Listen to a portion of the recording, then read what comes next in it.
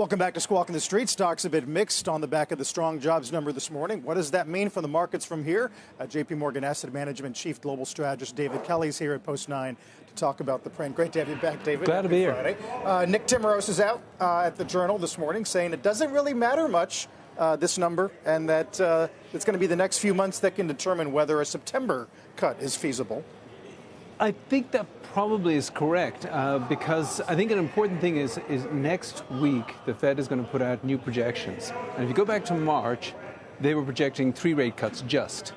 But you need a lot of people to change their mind at this stage to take that from 3 to 1. So I think it goes from 3 to 2. So I think what will happen is next week you're looking at the Fed saying 2 rate cuts. Well, that's sort of the upper end of what people are expecting anyway. So, you know, when I look at this jobs report, yeah, the payroll number was very strong, but it's really a mixed picture.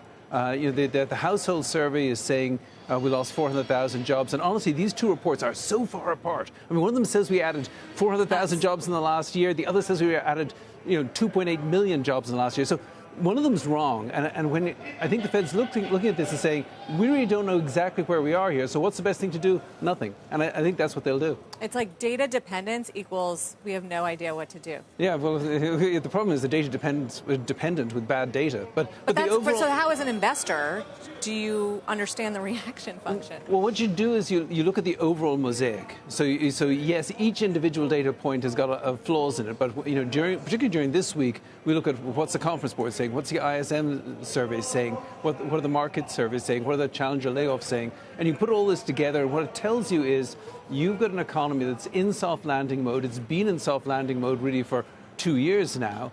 It's cooling, but it's cooling very slowly here.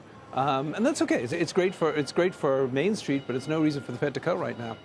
The Journal also points to what they're calling sort of asymmetry, meaning weak job numbers might pull forward a cut, but strong ones don't necessarily delay it as much. You agree? I think that's right, because if what the Fed has said is if we see noticeable weakness in the labor market, they may move faster, and clearly that's not there.